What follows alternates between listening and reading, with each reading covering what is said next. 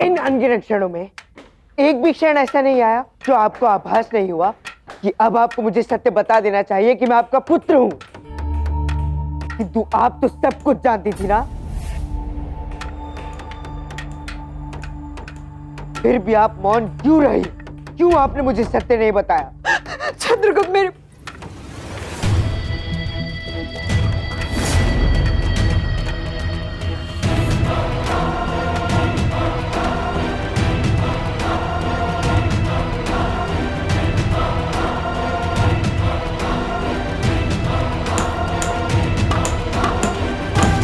क्या कह रही थी आप?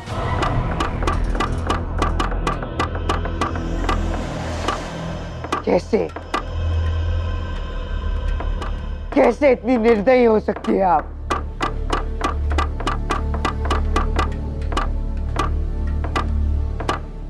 क्या आपके हृदय में मेरे लिए कोई भी भावनाएं नहीं है?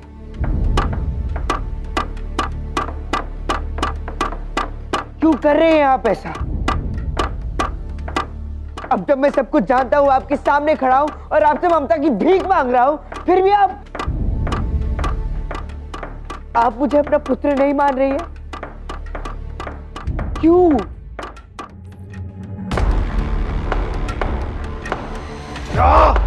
क्या बोल रहा है ये दास? कुछ सुनाई नहीं दे रहा मुझे। ठीक है, यदि आप इस प्रकार अपनी भावनाएं व्यक्त नहीं करेंगी तो मैंने भी ठान लिया है कि अब मैं कुछ ऐसा करूंगा जिससे कि आप बाध्य हो जाएंगी मुझे अपना पुत्र स्वीकार करने के लिए। और ये मेरा वचन है।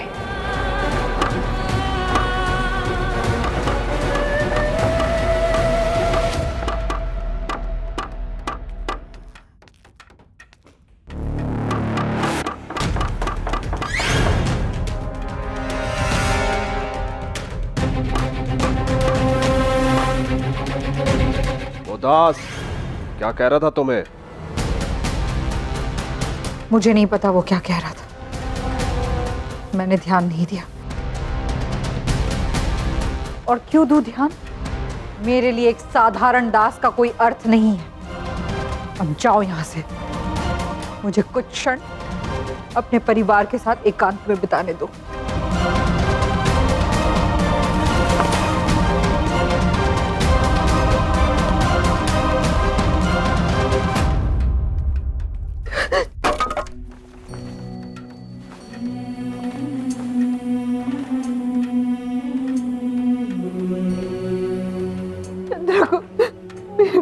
मेरे बच्चे,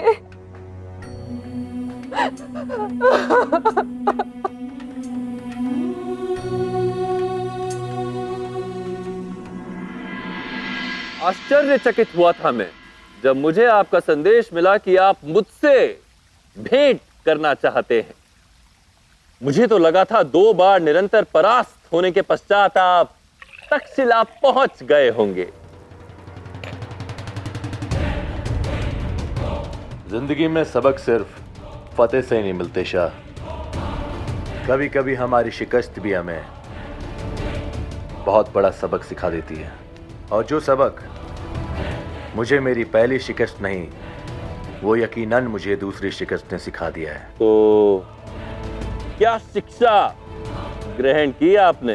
यही कि पूरे मुल्क में मगध सबसे ताकतवर और बुलंद हुकूमत है,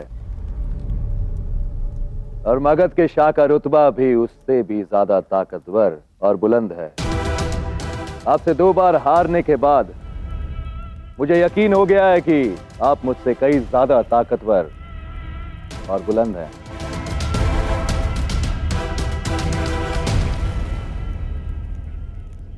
कहते हैं भोर का भूला यदि सांझ को लौट आए तो उसे भूला नहीं कहते।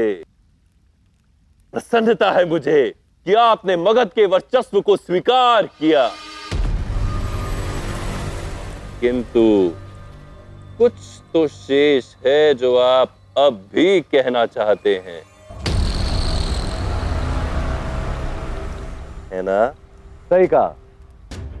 बहुत सोचने के बाद मैं इस नतीजे पे पहुंचा कि आखिर कब तक हम यूं ही एक दूसरे को नीचा दिखाने में मशरूफ रहेंगे।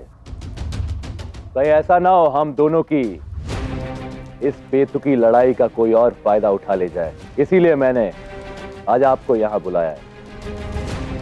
अब वक्त आ गया है कि हम दोनों इस छोटी छोटी बातों से उठकर बड़े फायदे के बारे में सोचें, ताकि हम दोनों की दोस्ती और मजबूत हो।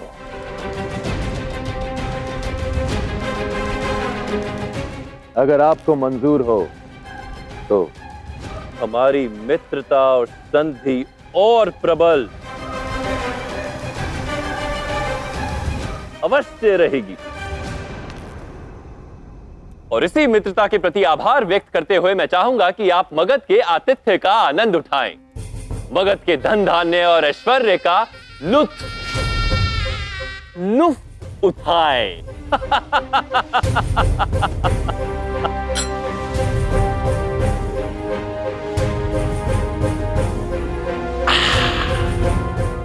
मैं तुमसे पुनः मिलने को आतुर हूं मित्र।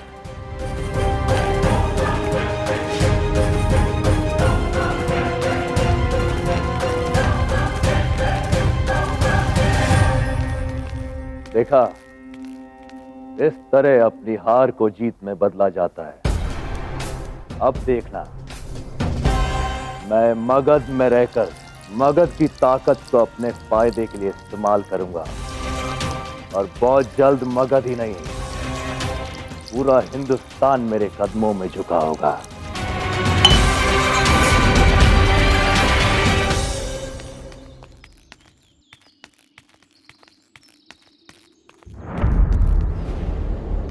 यदि साहस और चुनौतियों का खेल समाप्त हो गया है तो कुछ काम भी कर लिया जाए जिसके लिए तुम्हें नियुक्त किया गया है। राजकुमारी दूरदरा के अंगरक्षक का दायित्व। चलो जाओ, संभालो। देखो भद्रसाल, ये उचित समय नहीं है। किस चीज के लिए उचित नहीं है?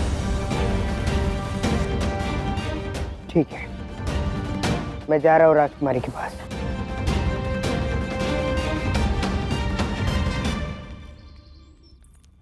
चुनौतियां लेने में बड़ा आनंद प्राप्त होता है ना उस दास को।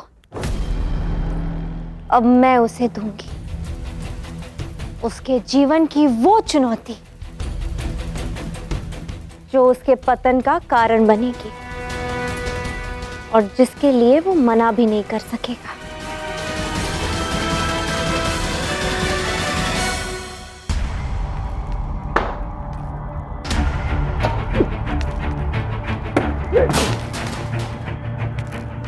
ये सब क्या हो रहा है?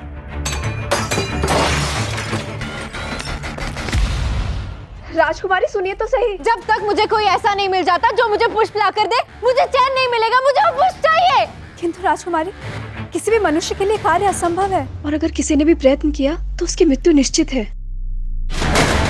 ये क्या हो रहा है शिप्रा?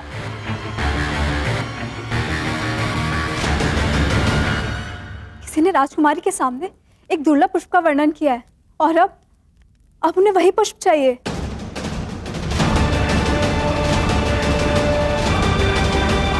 तुम मेरे अंगरक्षक हो, है ना? अर्थात मेरी हर इच्छा को पूर्ण करना भी तुम्हारा दायित्व है। नहीं, ये मेरे कार्यक्षेत्र में नहीं है। नहीं है? अब होगा।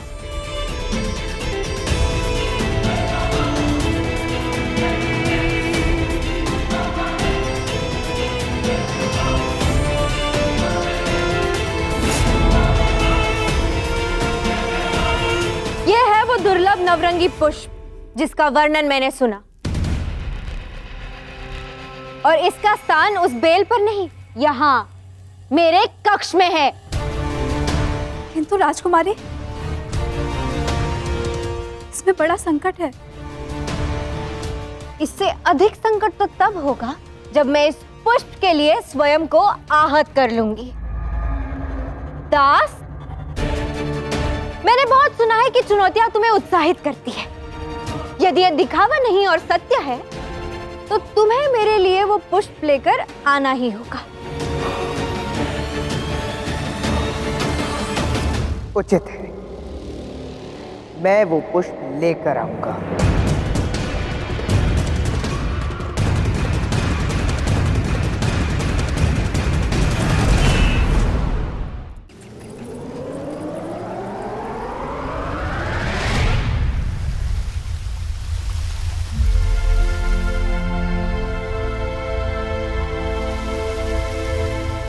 जाओ दास,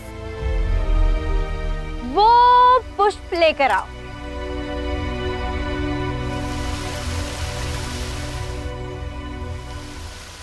ये है वो दुर्लभ पुष्प जो साल में सिर्फ एक बार, एक माह के लिए खिलता है।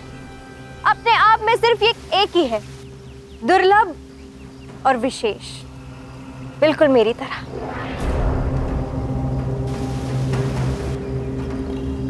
राजकुमारी जी, मेरे विचार से इसे प्राप्त करना असंभव है। क्यों? ये है ना मेरे भाई का प्रिय, मेरा अंगरक्षक चंद्रगुप्त, जो असंभव कार्य को संभव करने में दक्ष है। क्यों चंद्रगुप्त?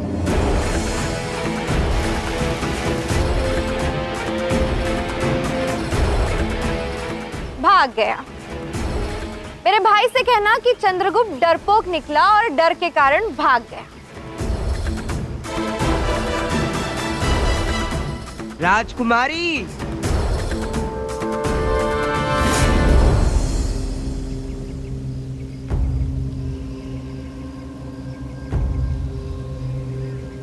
इस संसार में ऐसा कुछ भी नहीं है जिससे मैं भयभीत हो सकूं, और इस असंभव कार्य को संभव करके मैं आपको दिखा दूंगा।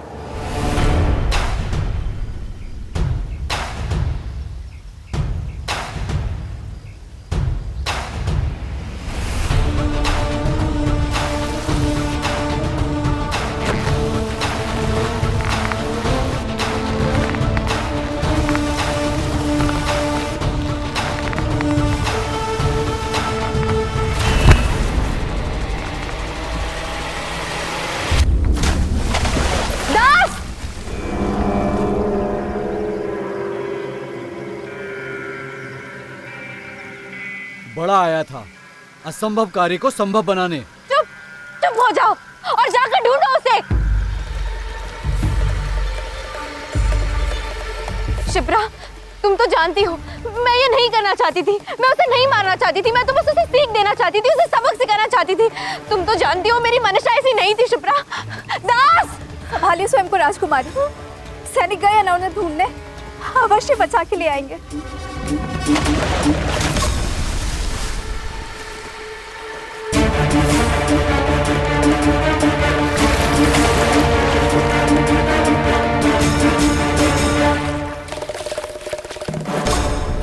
क्षमा करें राजकुमारी, जल का प्रभाव बहुत तेज है। अगर उसे तैरना आता भी होगा तो भी वो इससे बच नहीं सकता। हमें लगता है वो मर गया होगा। मैंने बहुत सुना है कि चुनौतियां तुम्हें उत्साहित करती है। यदि ये दिखावा नहीं और सत्य है तो तुम्हें मेरे लिए वो पुष्प लेकर आना ही होगा। मैं वो पुष्प लेकर आऊंगा। आप सभी को यहाँ एक दुखद समाचार देने के लिए एकत्रित किया है। मेरा वो दास चंद्रगुप्त मेरी लाडली बहन के लिए वो दुर्लभ पुष्प नहीं ला पाया जिसकी इच्छा मेरी लाडली बहन ने की थी, और वो चंद्रगुप्त राम राम राम राम राम राम राम राम सिधार गया।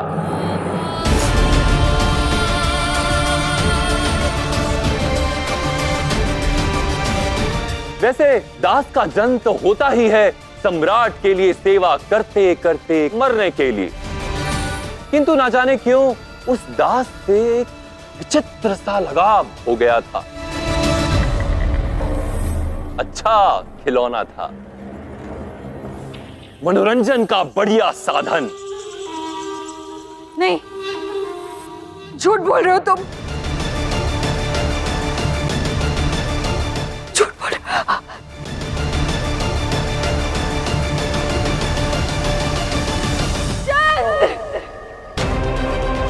चंद्रगुप्त! चंद्र!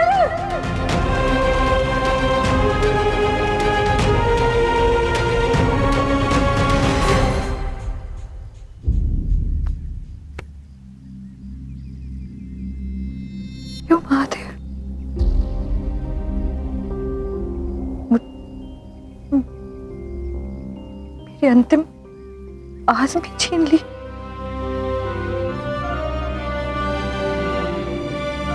मुझसे मेरा पुत्र भी छीन लिया। मेरा पुत्र मेरे जीवन की डोर था, मेरा विश्वास था, मेरा पुत्र छीन लिया। काश मैंने तुम्हें बता दिया होता चंद्र, काश तुम मेरे हृदय से लगा लिया होता। ये तुम सदैव मुझे ऐसे क्यों डांटती रहती हो, जैसे कि तुम मेरी माँ हो?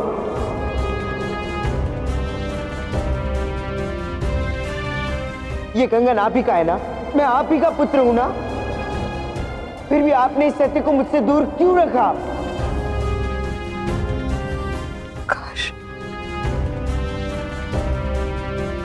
काश मैं तुम्हें और संसार को चीख चीख कर बता पाती कि तुम ही हो मेरे पुत्र, पीपलीवान का राजकुमार,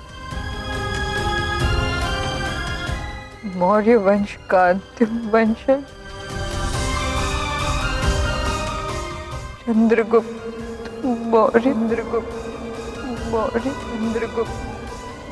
माँ,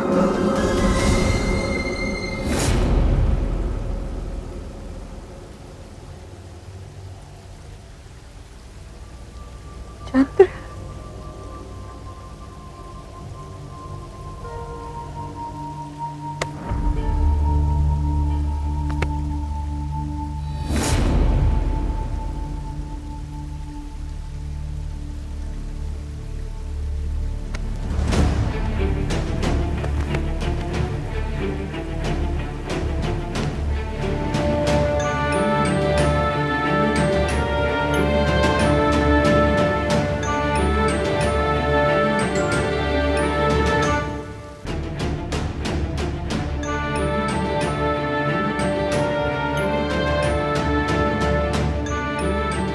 माँ,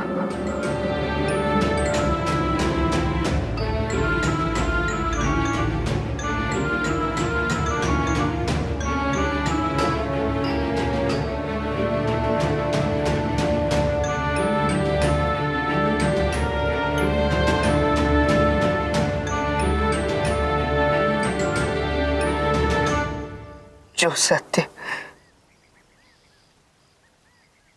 इतने वर्षों से आपके मन में छिपा रहा, आज उसे मुक्त कर दो माँ। बता दो मुझे, मैं यही हूं, आपके पास।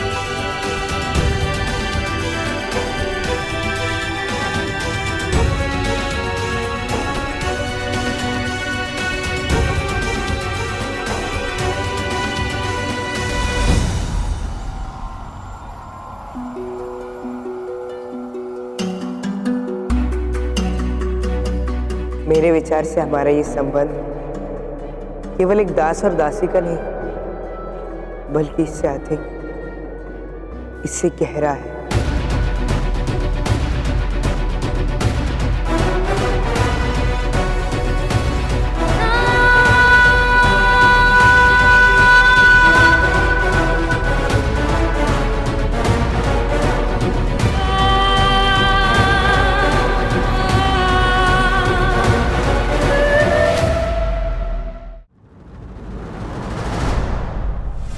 बीता हुआ कल और आने वाला कल दर्पण में दिख रहे इन प्रतिबिंबों की भांति होता है। लगता है कि हाथ बढ़ाकर उसे पकड़ लो, परंतु वो सदा हमारी पहुंच से बाहर रहता है, प्रतिबिंब की भांति छलता है। बीते हुए कल में मिली असफलता की निराशा या आने वाला कल जो अभी आया भी नहीं, उसमें मिलने वाली सफलता की आशा में व्यक्ति सदा उस पल का नाश कर देता है जिसे आज कहते हैं। वो आज जिसे यदि उचित प्रकार से ना जिया गया तो कल सुख देने वाला बीता हुआ कल बन जाएगा, और यदि आज नष्ट हुआ तो आने वाला कल भ्रष्ट होना निश्चित है। इसलिए आज को संवारो, जो बीत गया उसे भूल जाओ, जो हुआ नहीं उसकी चिंता मत करो, क्योंकि यदि कल की चिंता की चिता आज सजाओगे तो जीवन श्मशान बन जाएगा। नीतियां मेरी, नियति आपकी,